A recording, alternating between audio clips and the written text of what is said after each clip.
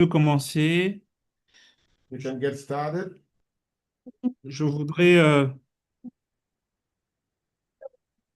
je voudrais exprimer le réel plaisir qui est le mien de vous accueillir à ces webinaires organisés par le réseau africain des instituts écoles d'administration et de management AMDIN autour du thème du renforcement de capacité à la mise en œuvre de réformes, repenser la formation du secteur public pour une Afrique qui produit des résultats. I would President, like to, please may I ask if we have the president enable his camera?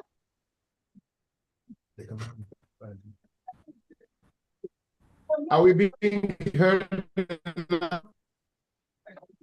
Thank you. We can see the president. Thank you. Ulsam, I'm on board. OK.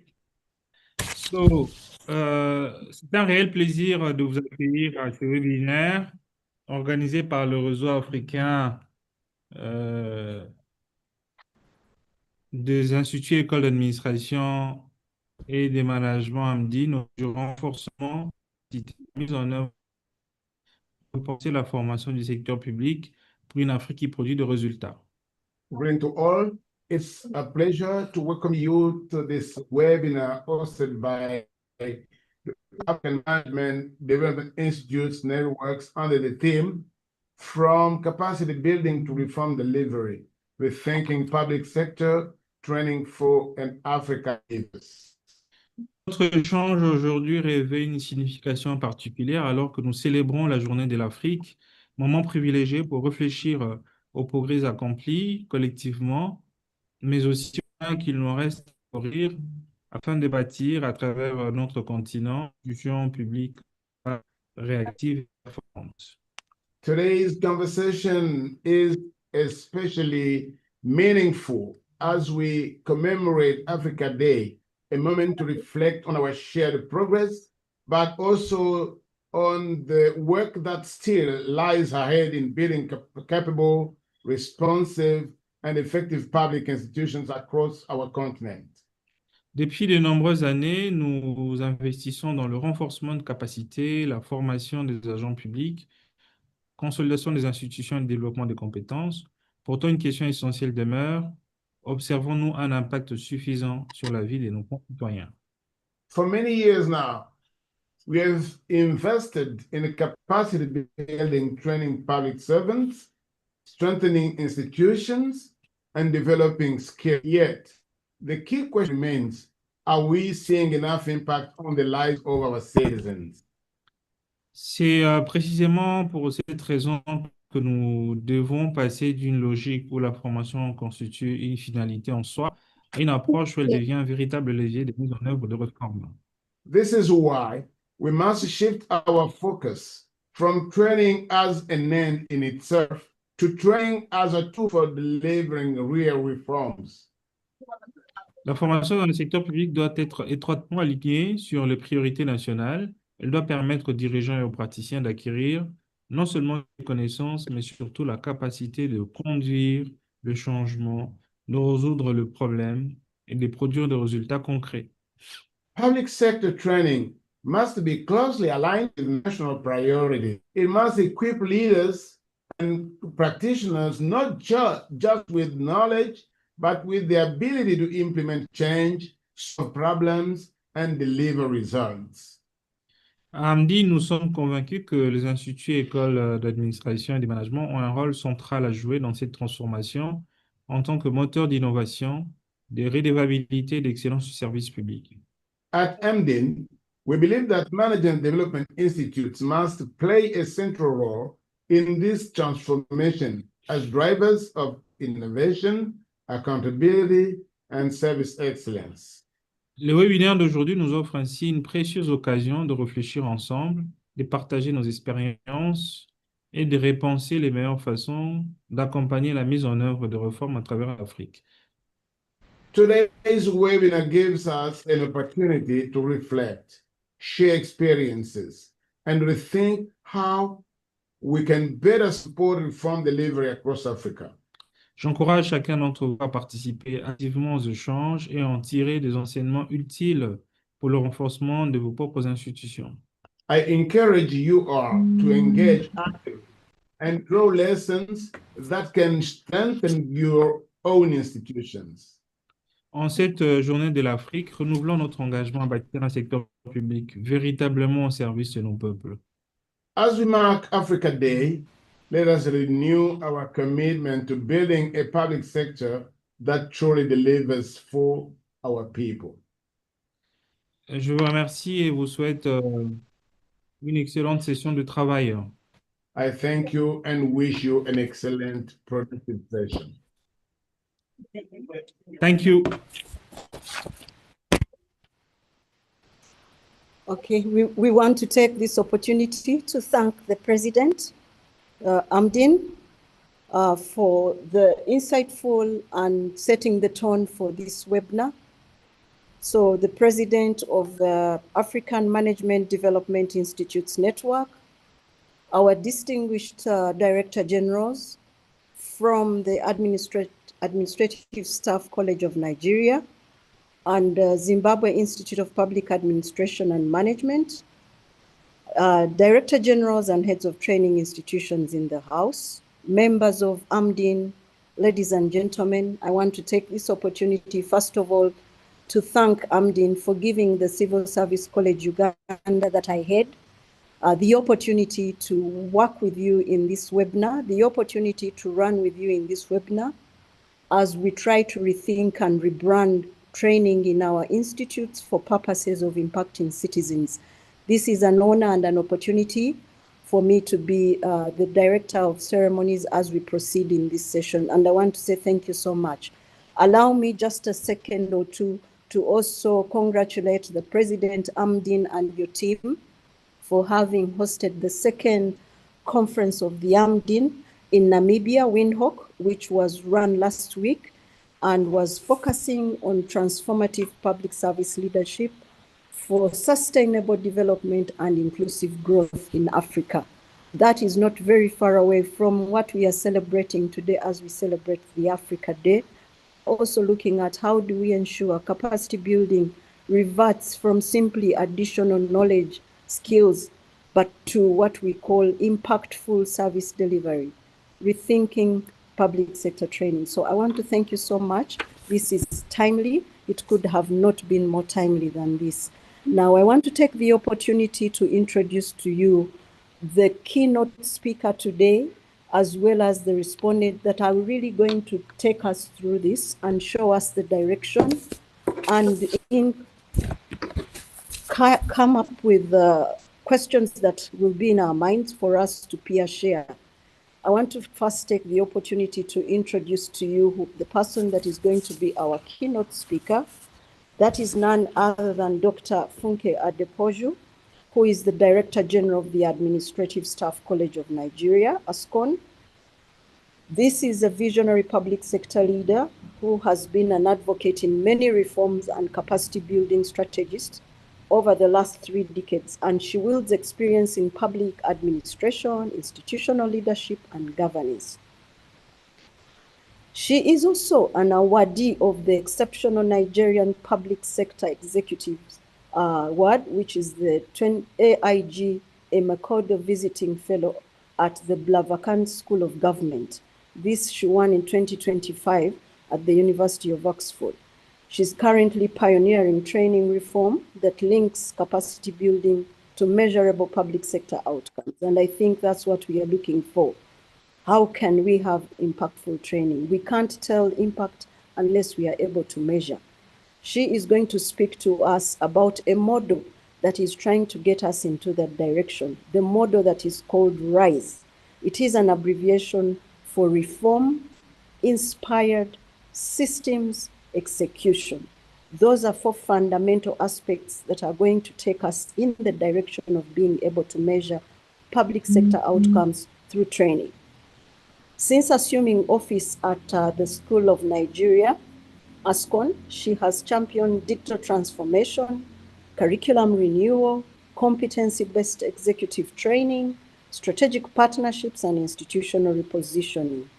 She also has professional affiliations that include membership of the Chartered Institute of Directors, Nigeria, and CIPM, fellowships of the Institute of Corporate Administration, Association of Human Resource Practitioners, and Chartered Institute of Local Government and Public Administration. I don't think we could have received a better keynote address speaker for us with that diverse exposure, not only in capacity building, but also in terms of public sector reform. And we are going to hear more about the RISE model, which is one of the reforms that we are coming into. After her presentation, we will have a respondent to her presentation or a discussant. And I'm also honored to present to you the respondent, who is going to be none other than Dr. Nancy Mashe. She is our Director General from the Zimbabwe Institute of Public Administration and Management. She is a highly accomplished woman leader who is a chartered global management accountant with extensive public, private, and international experience. She also holds a doctorate in business strategic management, a bachelor's degree in economics from the University of Zimbabwe, as well as a master's of business administration from Edinburgh Business School. Dr. Mashe currently serves as a non-executive director for CBZ, that's an insurance company in Zimbabwe, and also the Forest Commission of Zimbabwe. She has been on boards on the Research Council of Zimbabwe and Zimbabwe Women's University of Africa, as well as St. Giles Rehabilitation. She too is an award-winning executive, having been named among Zimbabwe's 50 most inspirational women. That tells us that she is a role model in leadership. She has previously been ranked 6th among the best women directors. That was in 2025 as a chief executive officer of Network of Zimbabwe, and won the female board chairperson of the year 2024 in the nonprofit sector. Ladies and gentlemen, that is the panel that we have this afternoon before us and ready to steer us in rethinking public sector training. So without further ado, please allow me to welcome Dr. Funke Adepoju to take us through her presentation. It's going to be a 10 minutes presentation, but giving us the highlights of how we go into rethinking the public sector training. Dr. Funke, we are happy to have you, and over to you. Thank you very much. Thank you very much for having me. And I'll just like to quickly tell us what I'd like us to talk about. We begin to wonder why training isn't translating so much to reform. And I'd like to be very honest with you about that. There are a few things we must address. And the question here is that does training actually change anything? And why does training stall? In the presentation, 3 quiet illusions were identified. The point in time to move from counting attendance only to delivering the reforms, and then the RISE pathway, which is 4 pillars that we believe can actually turn learning into delivery, and at the end of it, what this means for all of us, the AMDIN's goals and a call to action. If Africa's public servants sorry, are better trained today than they were 20 years ago, and of course they are, why are so many citizens still waiting? And so we come to the first slide that you have here. Africa doesn't lack vision. What is missing is not vision, is the consistent capability to execute. And within the RISE model, we put this as the execution gap. Is that structural space between learning and delivery, which we will find out as the slide goes on. I'm trying to make sure that I fall within the line that the time that I've been given, but 3 different structural illusions have been identified in part of the research work that I did on my fellowship. And then it's the transfer illusion.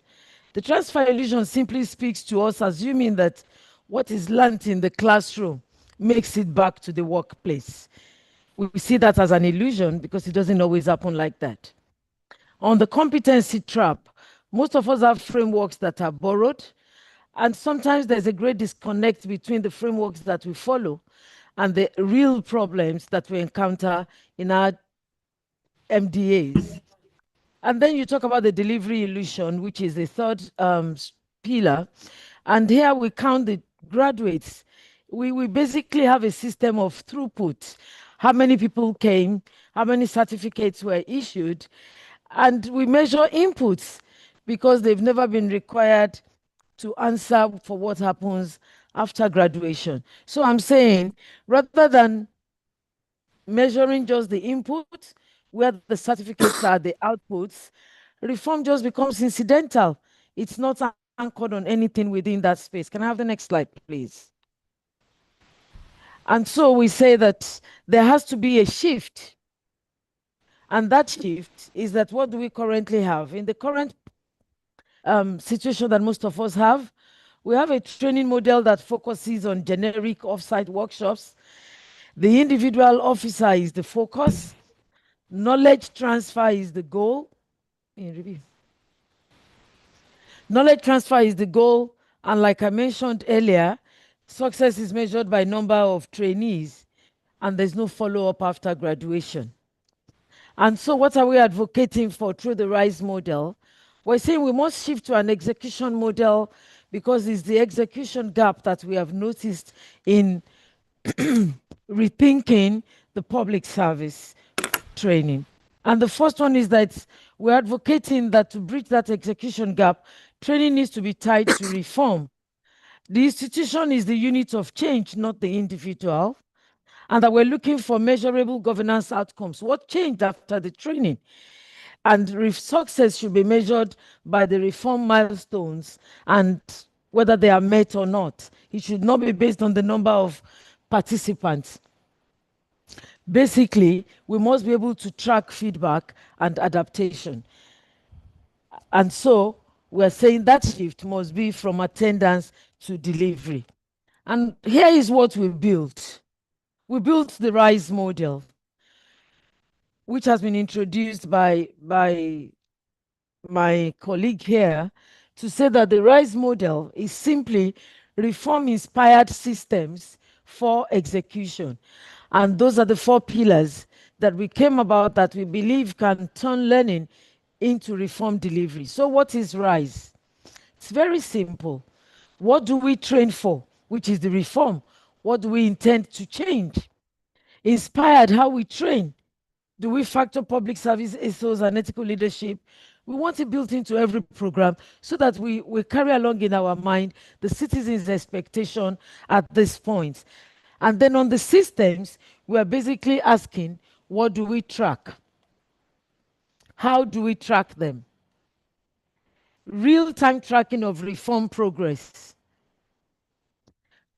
The accountability loop is closed by this system. What happens after training? Do we have dashboards? Do we have anything that we use in following up over time in 90 days after the training? Are we able to speak to the supervisors? Are we able to even track what has changed over a period of time? And the last one is how we deliver.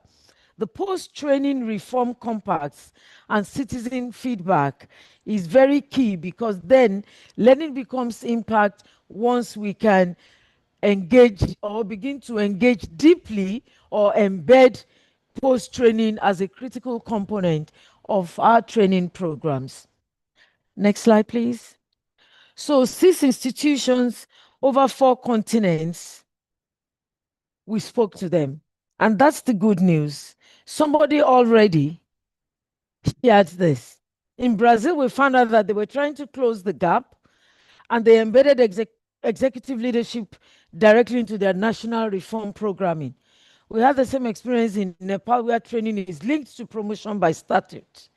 In Indonesia, leadership training as the engine of reform. And today, they have over 200,000 change projects that's been derived from this training.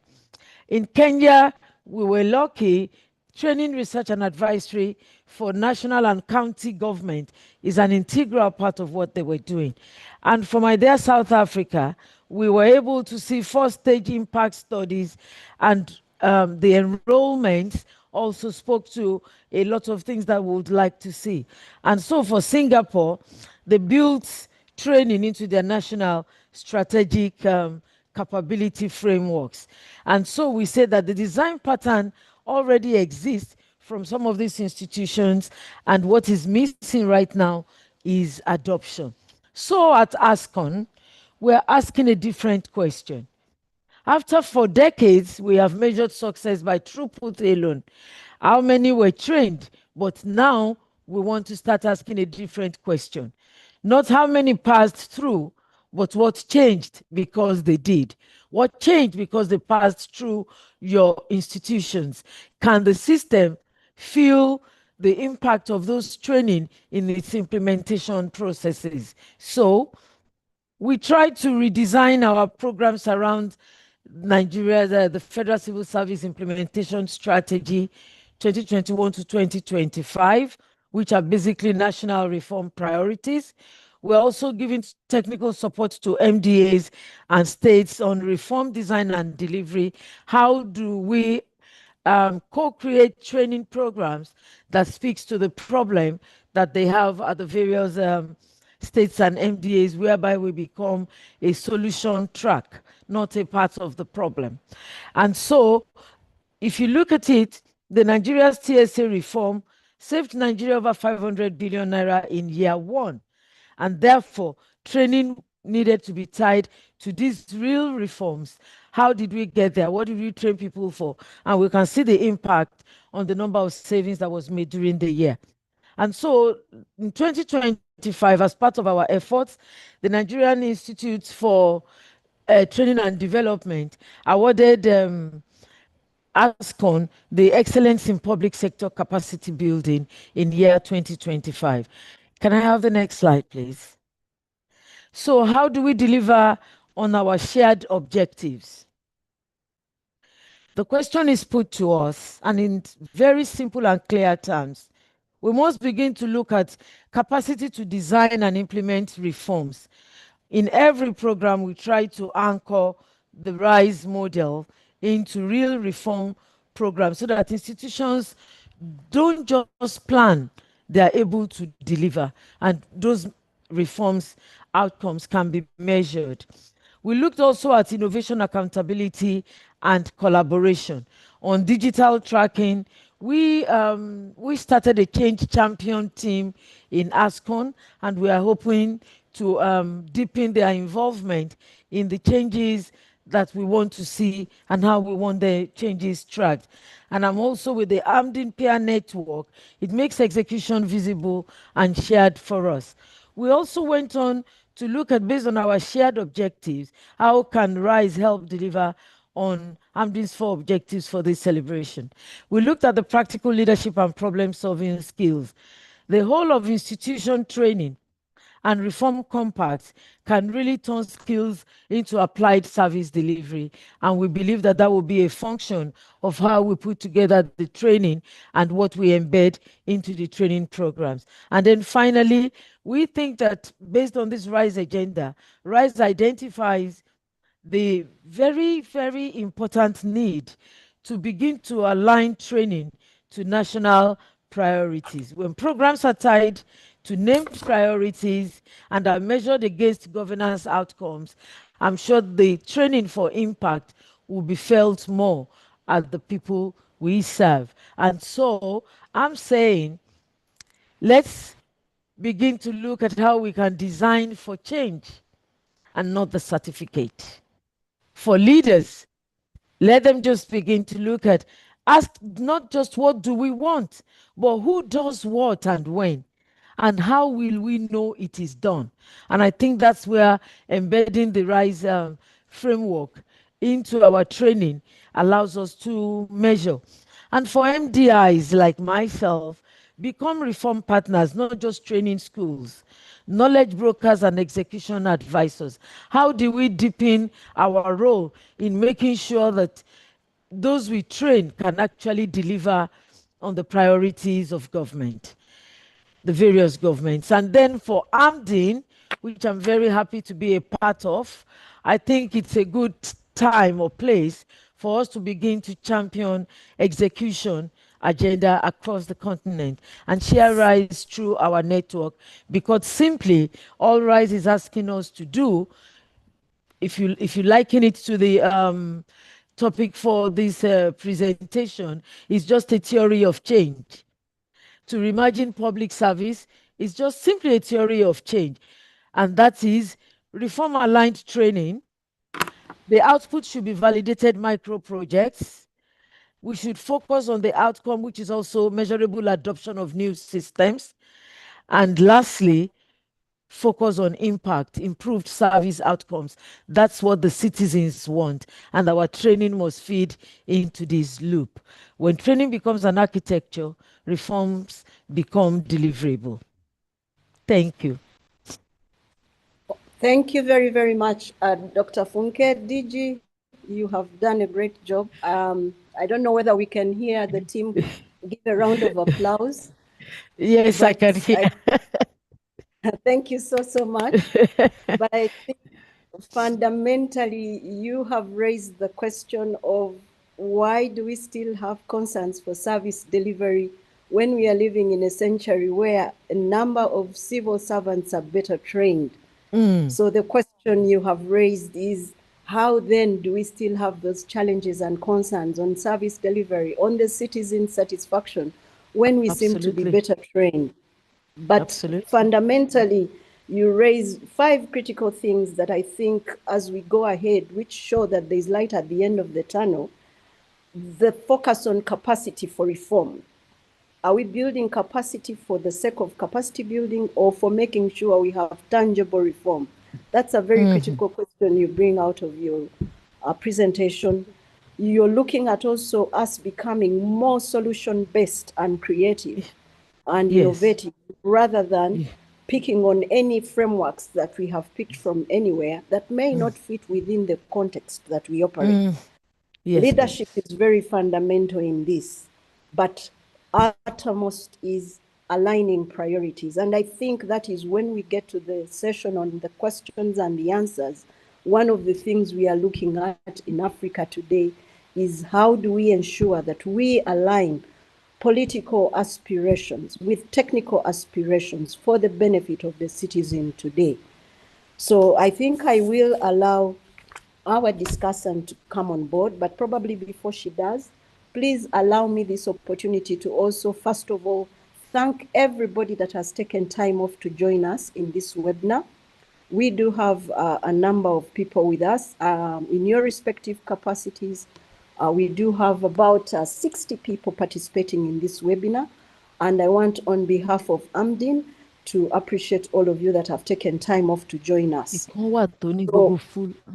So, as we go into the next bit of this, where we are going to have Dr.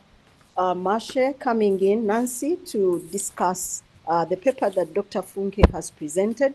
Please remember that Dr. Funke has said we must have an accountability loop. After the training, what next? So what if we have trained? It is very, very important to also look at the context of operation. After people have trained, in which context are they operating? Can it allow them to really complete that loop? So, Dr. Nancy Marshe, over to you for discussing Dr. Funke's paper. Thank you very much. You're most welcome, Dr. Marshe.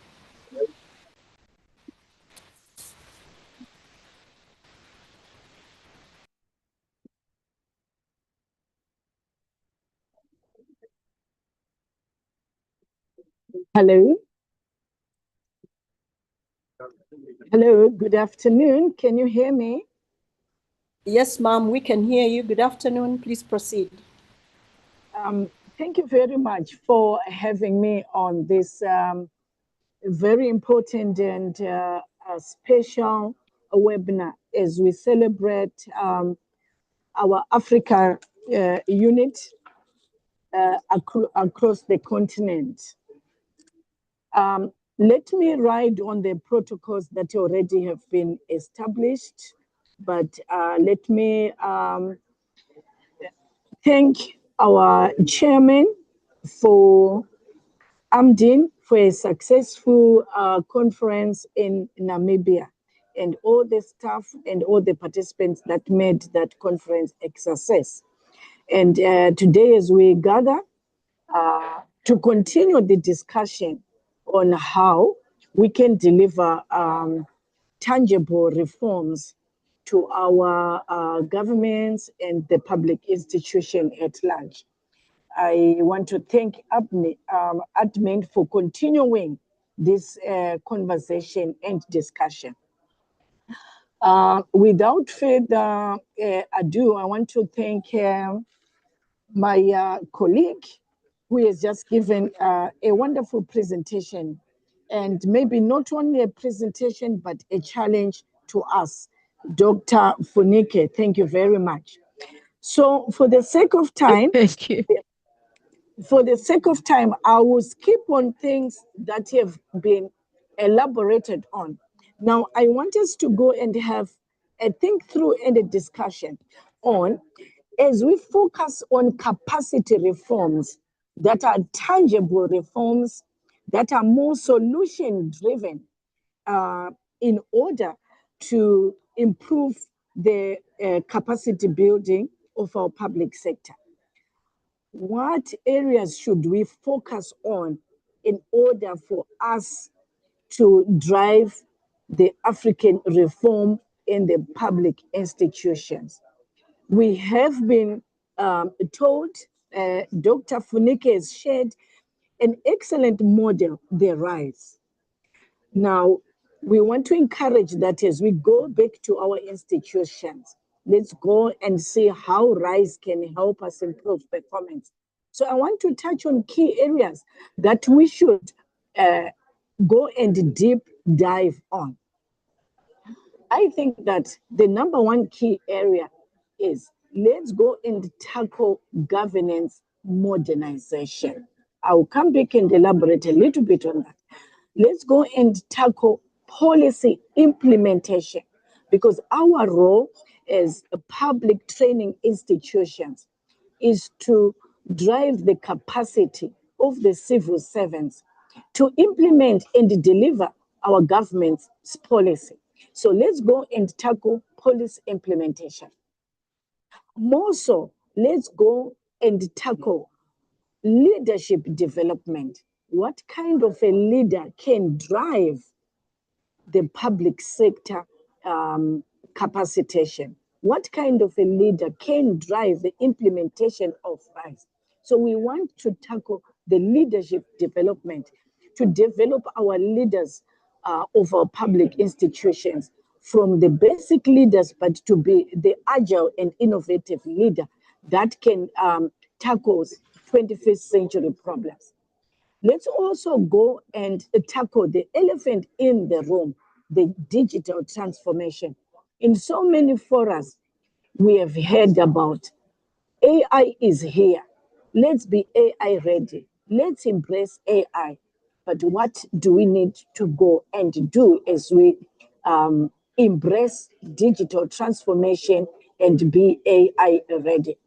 So those are the 5 areas I want to take a little bit of moment to say. As we go and deliver, maybe these are our key areas that we should tackle in order to enhance our capacity. So I've come up with a summary of objectives, which maybe elaborate a bit the 5 points I've talked about. Let's strengthen institutional capacity for reform implementation. That has been elaborated by Dr. Funike. Let's promote accountability and inter-agents collaboration. And on that particular one, collaboration is very key as we drive Africa capacitation, our own national capacitation. But what we see on the ground is the silo mentality, is the knowledge silos. The successes of one MDA, one ministry, one government, one country is not shared across. Even within one country, the success of one ministry is not shared across the other ministry. The success of one department is not shared across the other department. Let's promote agents collaboration. Let's also improve citizen service service delivery outcomes. Dr. Funike has touched on this in research, and she said, what are our objectives? Ultimately, our objectives are to be a citizen-centered nation, a citizen-centered Africa, as we improve the service delivery to our citizens. Let us equip the public servants with the leadership and innovative skills. So we have heard about training. We are, to a large extent, capacitating our civil servants with the leadership, with the training skills. But we are saying these training skills must be married and related to the national objectives and the national outcomes. And I think that is what RISE is all about. So let us make sure that the training and the skills development that we are developing are married to the national objectives and ultimately to our continental objectives. Lastly, I want to talk about, let us encourage the modernization of our governance systems across Africa. So modernization of our governance, we cannot achieve the capacity building that we want without modernizing our systems. So I'll come back. I have a slide on that, which I'll speak a little bit more on. Allow me to move to the next area I want to elaborate. Dr. Funike said a lot about what we should do in order to implement RISE. And what we are saying here is let us come out of the traditional approach of training, the classroom-centered training. She elaborated on that. Let us come out of the certificate-based focus to delivering training that is outcome and impactful. In this digital era, if we remain as we have done in the past decades, if we remain in the classroom, then we will not meet our training objectives.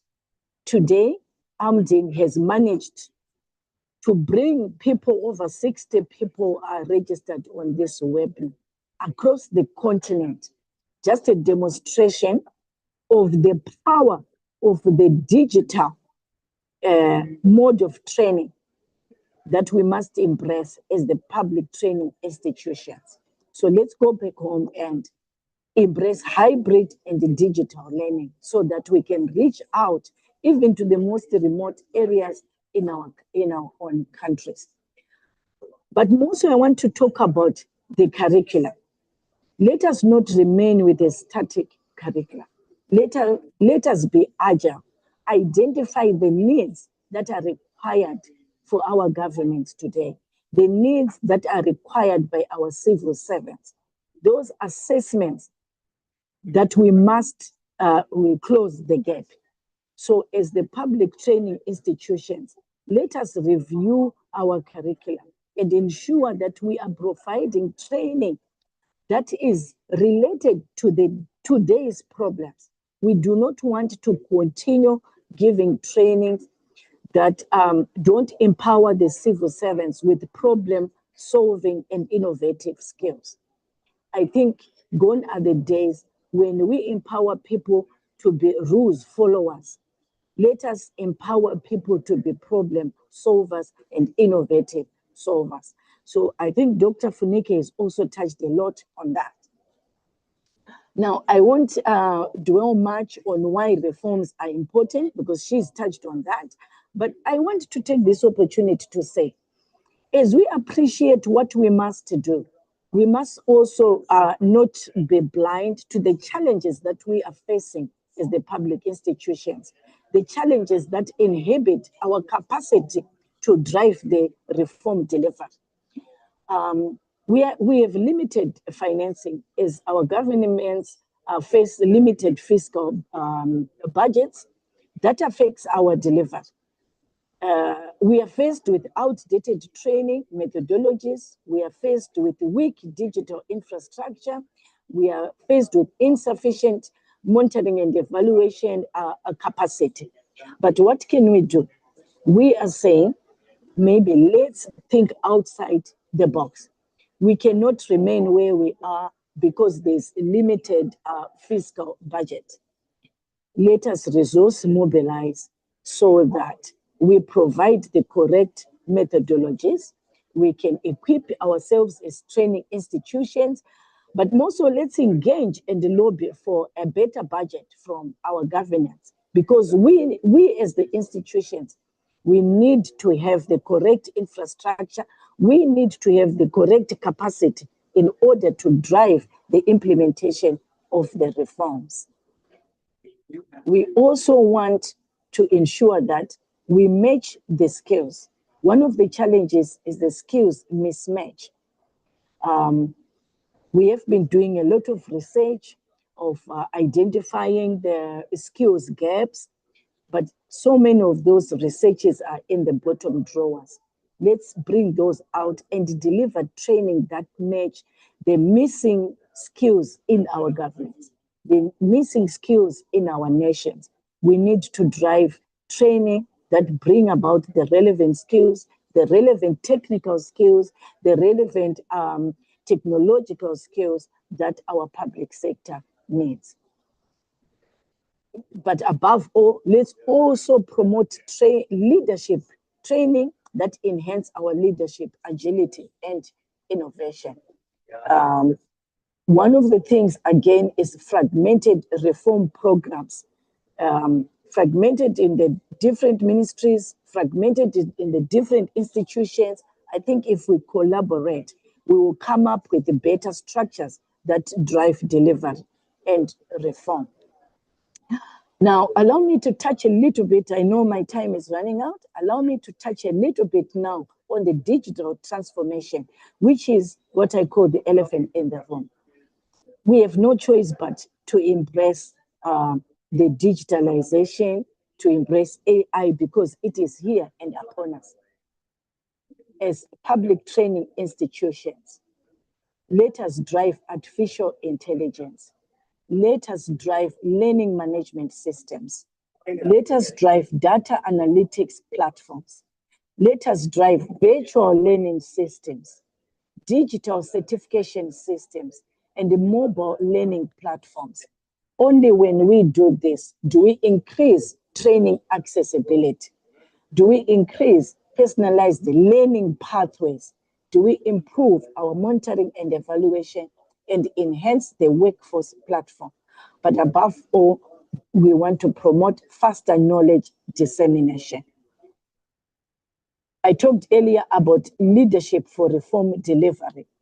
Again, here I am saying, let us push strategic thinkers, innovative management, ethical governance, collaborative leadership, digital literacy, and leadership that embrace change management. A culture transformation is needed as we drive this reform delivery transformation. Ladies and gentlemen, the reason why this discussion is more than important as we celebrate Africa Day is, as we reform to deliver, we are going to deliver our national development plans. And as we achieve our national development plans, we will achieve our African Union Agenda 2063. We will also achieve our sustainable development goals. Ladies and gentlemen, together as Africa, we will deliver our own African agenda if we work together, if we collaborate. If we collaborate as the public training institutions in our own nations and across the African continent. Ladies and gentlemen, thank you very much. I'll end here. Over to you, Madam Chair. Thank you very, very much, Dr. Nancy Mache. You have really unpacked Dr. Funike's presentation. You have clearly showed us what the focus should look like as we take the RISE model ahead. And I think fundamentally one of the things that comes out very clearly from your presentation is that we can no longer afford to go it alone. Interagency cooperation is really, really dire in the current circumstances, not only because it allows us to share best practices and lessons learned from implementation of various reforms, but also in the face of dwindling resources. As you highlighted, the challenges that most of our training institutions are faced with, the only most obvious leveraging that we can have is interagency cooperations, because we do realize that there are institutes that are probably better resourced, that are well positioned in certain aspects. And when we have interagency cooperation, not only at the level of institutes, but even amongst departments within institutes, when there is interagency cooperation, we leverage on resources in whichever form. So I think fundamentally that is very, very important for us.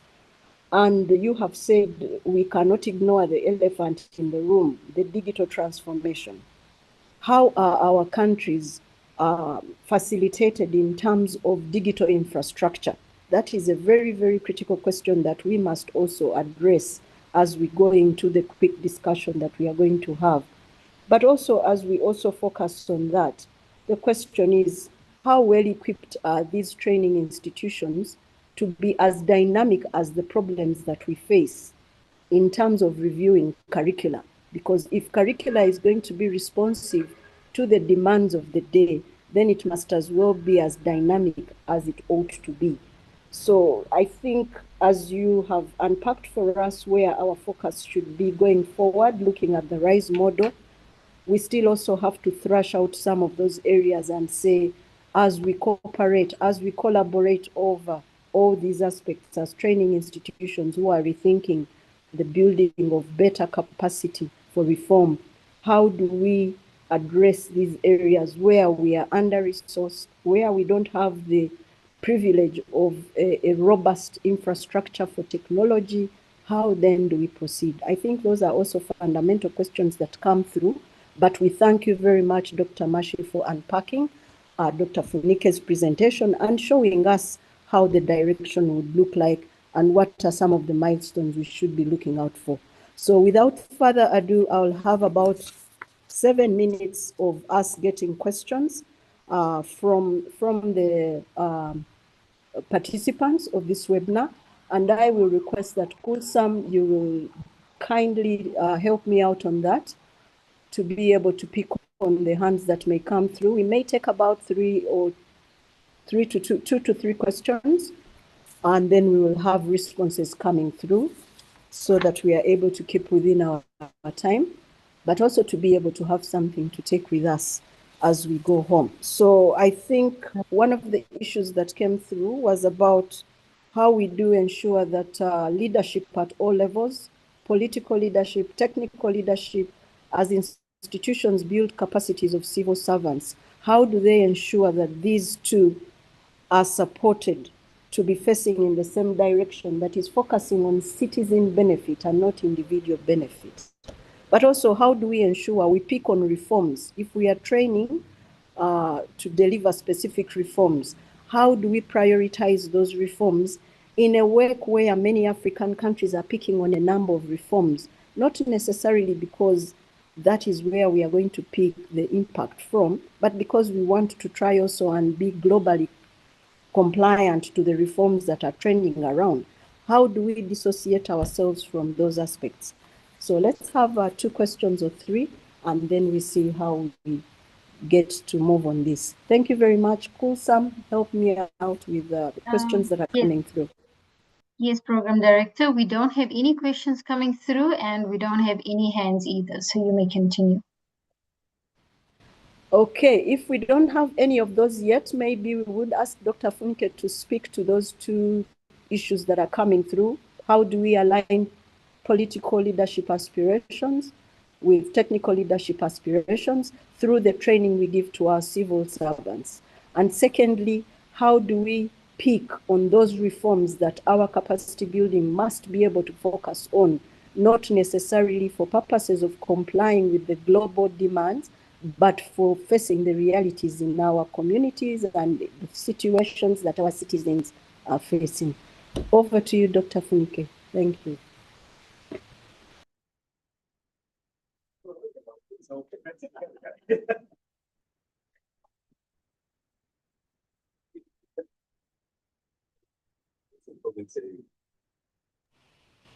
Dr. Funke, are you still with us?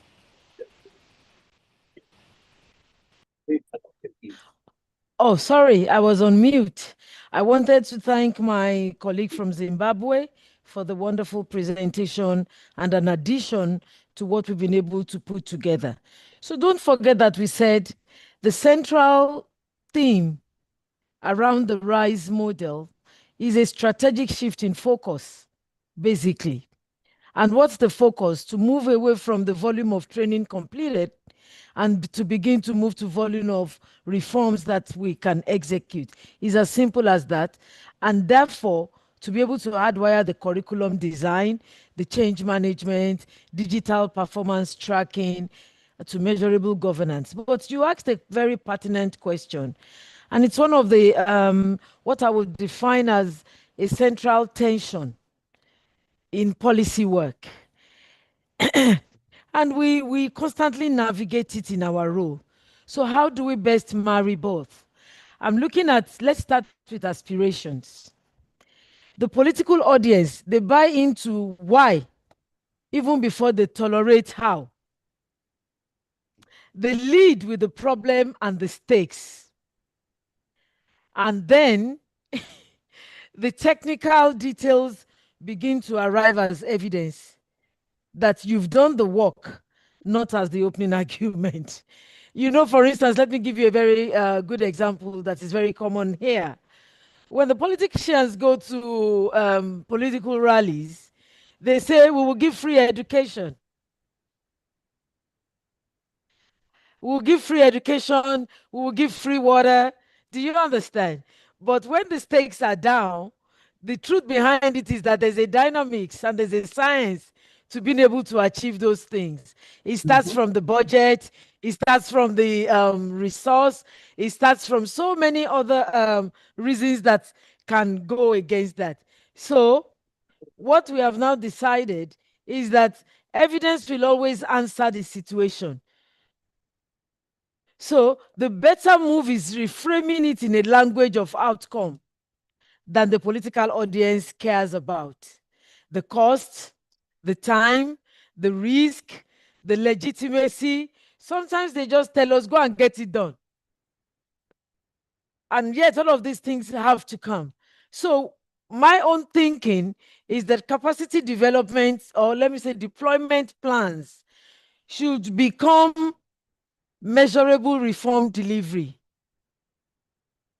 We don't just follow the dictates of the political needs. There has to be an alignment, and then we can begin to use the technical to discipline the aspiration.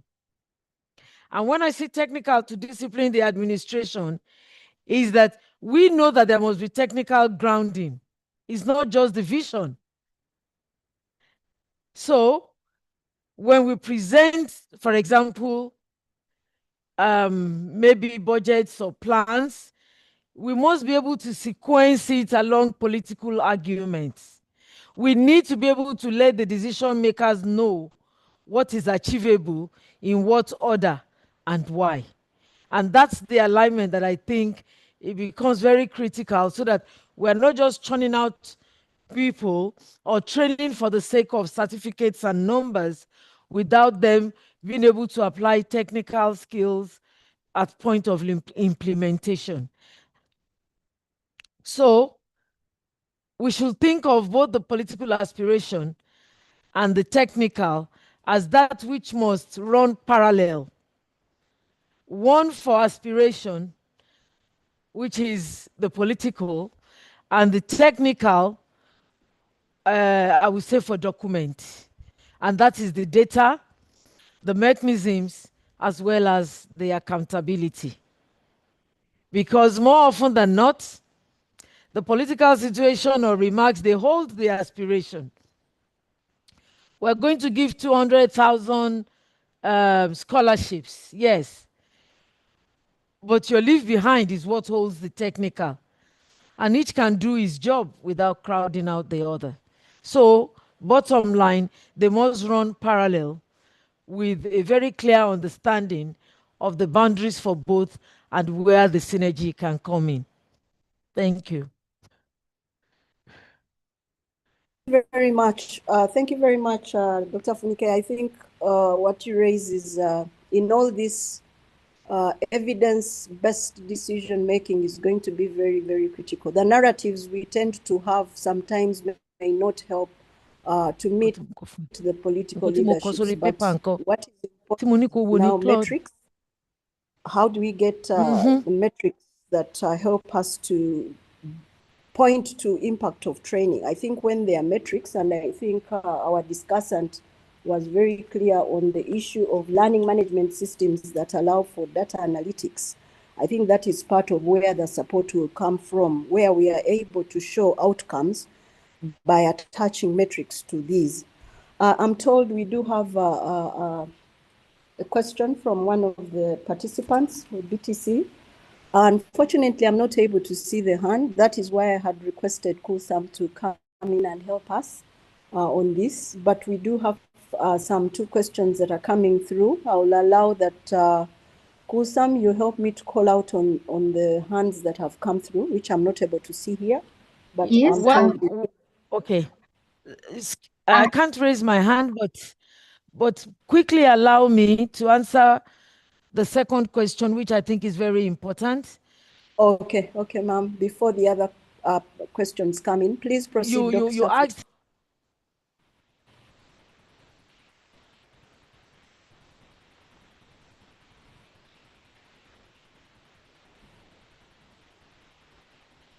It seems as though we have lost Doctor. Maybe we can jump to BTC. You have rights to speak. Please go ahead. Okay, I'm trying to read where the question. You asked in our advice that, yes, for a practical approach to the rights that we're proposing, it's always good to pick a named reform and not a broad theme. For example, when we're choosing topics like digital transformation or leadership development, they're very broad. I'm thinking going forward, we can begin to look at choosing real reforms that are already on government agenda. For instance, if you will say digitization of HR records across MDAs, it's very specific and it's easy to monitor. If we say we want to see what the improved procurement, we want to train on improved procurement compliance and turnaround time, we can measure this type of teams or named reform, as it were. If we're looking at performance management implementation, we have already put it in a box. It's also easy to manage. If we want to look at revenue improvement in a state agency, of course, they are very clear. It's better than saying financial management and something, we have all the big words. So this way, we're tying the things we want to train on, we're tying it to a named reform. And they're very easy, secondly, to also test these reforms against reality. So if you're saying you want to look at improved procurement compliance, it's very easy to take an agency that has come on training and to do the assessment or the dashboard or digital tracking based on what has improved before and after they came. And I think that these are some of the areas that we can begin to look at. And most importantly, to be able to choose those reforms where training can unlock execution. If we choose reforms where where execution is difficult, then it comes out as being vague. And that is speaking to say, okay, we choose the right people. We support the institution. We must track milestones and follow up after the program so that that reform can move. Thank you very much. I hope I have spoken to the question. Yeah. Wow, it's 12. Yes, you have. Thank you very much. I think what is important is specificity. So thank you very much, Doctor. Yes, please. We have a question in our chat. Maybe before we go to the chat, Kulsam, can we have the participant from BTC? BTC, you may go ahead. Yes. I have given him rights to speak. I'm not sure why they are not speaking, but they are able to speak. It seems that they might be having audio issues. I think we can jump to the Q&A in the question. There's what is in the chat, which is saying the greatest challenge we face in our trainings is honing execution skills to most of these civil servants. That is a challenge that is highlighted, but there's a great appreciation of what has come through. That is from Mugo in Zimbabwe.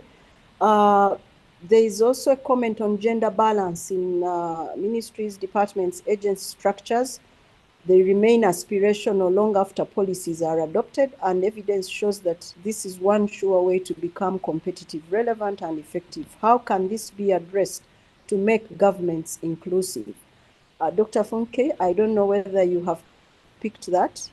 It says gender balance in MDS structures remains aspiration long after policies are adopted, and evidence shows that this is one sure way to become competitive, relevant, and effective.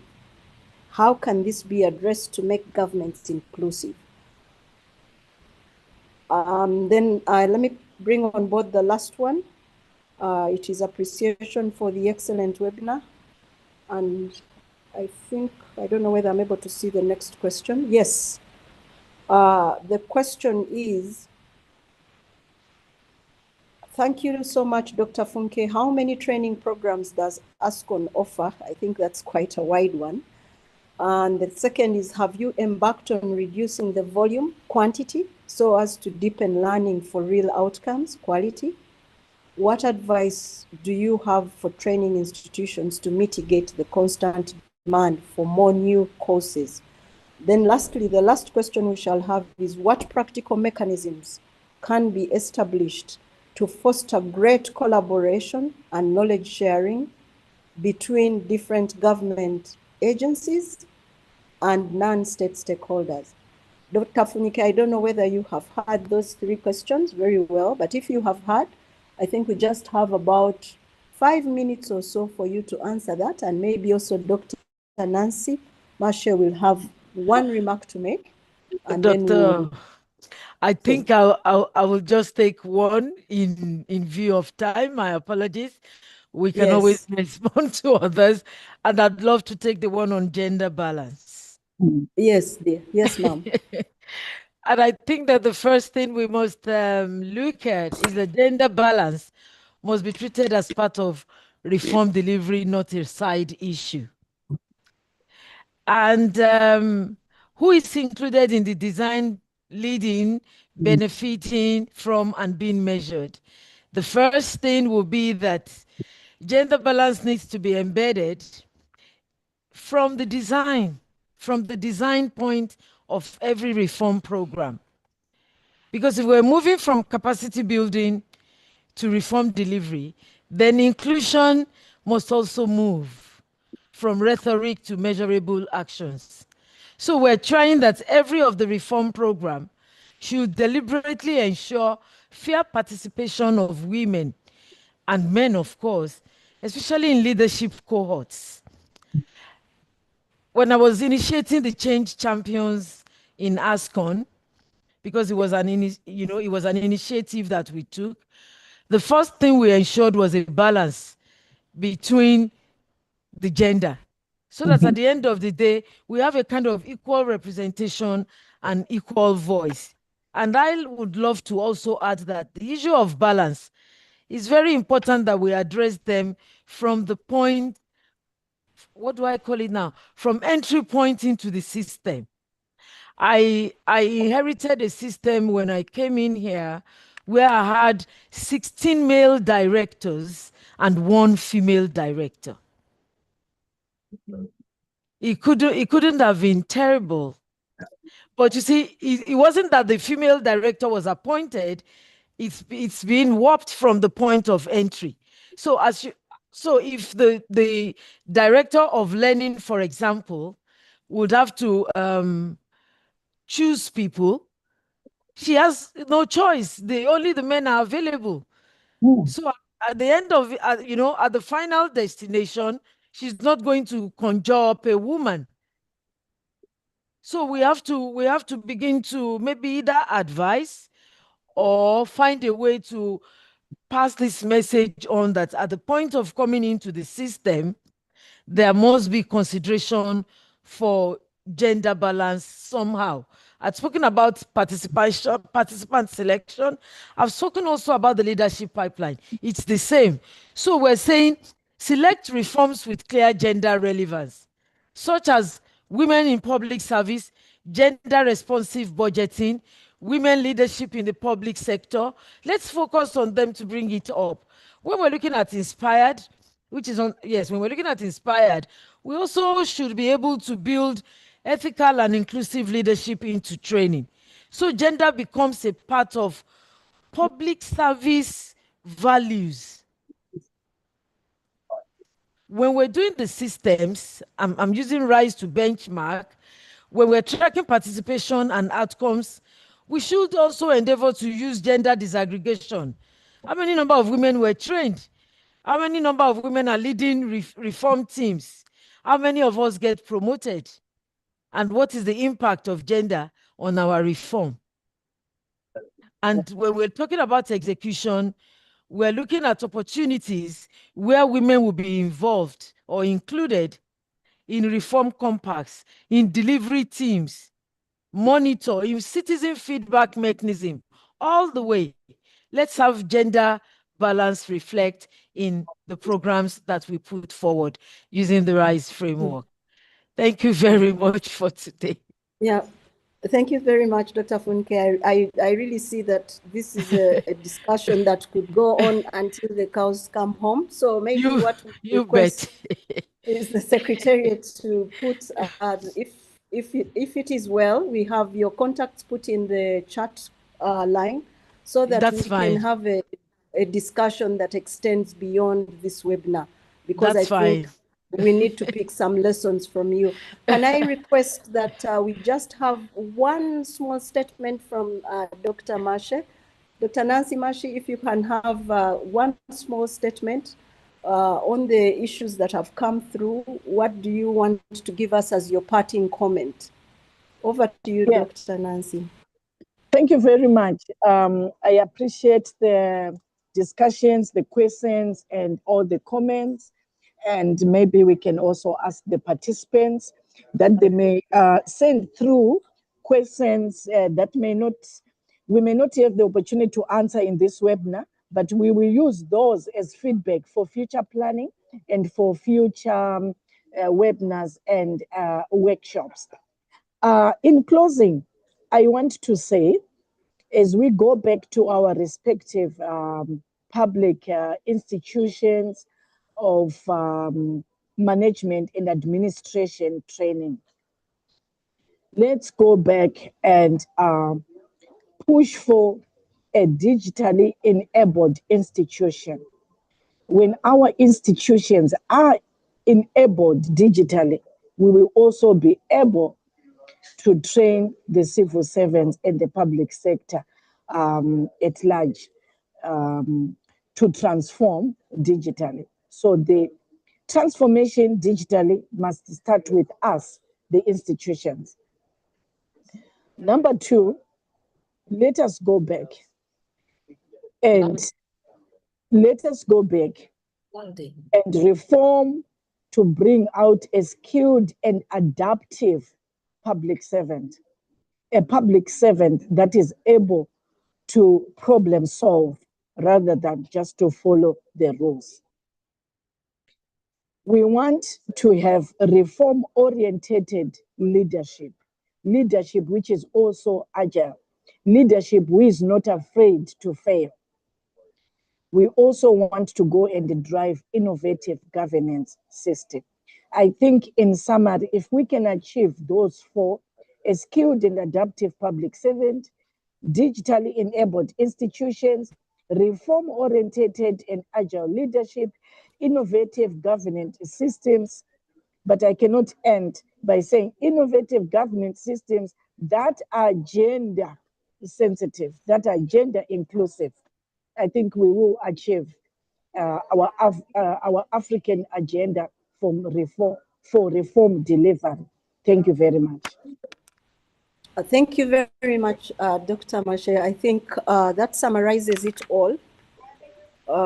And I think what you relayed earlier about interagency operation, from where I sit, I think that is very, very fundamental, because these collaborations would also allow us to see how we grow a digital infrastructure that supports transformation of digital learning in our schools. Like I said, there are a number of schools that are also still lacking in terms of infrastructure, but I think the interagency collaboration should allow us to be able to grow those collaborations and partnerships that can maybe put us in a better position and advantage us in terms of growing the infrastructure, in terms of having cheap data that is supposed to be used in reaching out to a number of public officers, because we do know that service delivery in most of our countries is at the local government level. So how is the infrastructure at that level, and how do we support to keep in touch with that level and allow learning to happen across? So I think those are fundamental issues, and we should continue the discussion away from the webinar. But we want to thank AMDIN, the president, and your team for giving us this platform. I think the discussion should continue, because these are really critical for our schools. And what is coming through is that let's not just pick on any reforms and think we are training, but let us be very specific. From the word go, when we focus on the outcomes we want to have, it becomes easier for us to focus on which reforms we want to push through in terms of the training and capacity building that we are focusing on. And of course, the inclusivity in the innovations and the systems that we are trying to put across.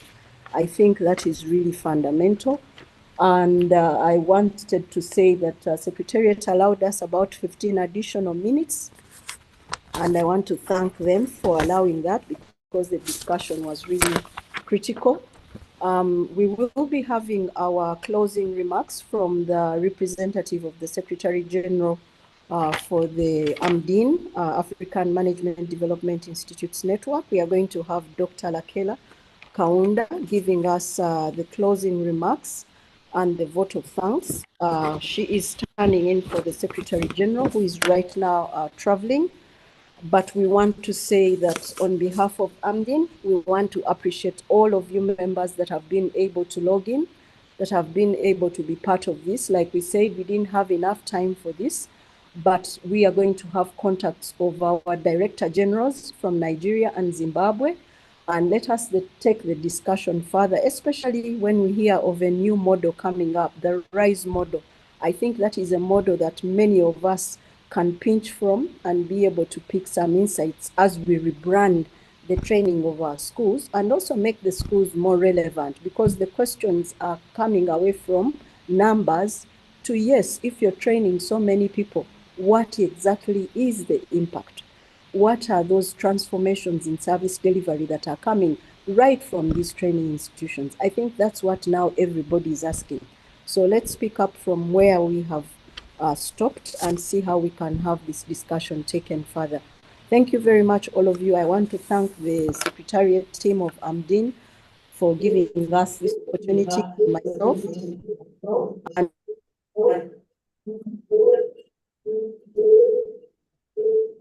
And thank you very much, Madam Xavier Mugwanya, our program director. You know, when we talk about Africa Day, we reflect on the achievements of the continent, how far we have come, what we have achieved, but it is more than that, an opportunity to also reflect on what else still needs to be done. to achieve the Africa we want. And building a capable developmental state in every country in Africa is obviously one of the key ingredients towards achieving the goals that are set out in Agenda 63 of public service and states that will be able to meet the needs of the citizens of the African continent. It was therefore relevant for us to be meeting today, celebrating Africa Day on such an important topic, bringing together so many DGs from the African continent to talk exactly about that topic. What can we do to build a better Africa and to working towards a better world? And we therefore wish to thank our very distinguished panel who have given us food for thought. When we talk about Africa needing to rise, it's a beautiful coincidence, therefore, that we were discussing a model from Dr. Funke Adipoju from the Civil Service College of Nigeria, the RISE model, reform-inspired, systems-driven, and execution-focused. She told us that we should now begin training for change, training for impact, and not only training for certificates. And the respondent, Dr. Nancy Manche, the DG of Zimbabwe, the Zimbabwean Public Administration Institute, reminding us of the other ingredient, which is very important, digital transformation and its role in public service training.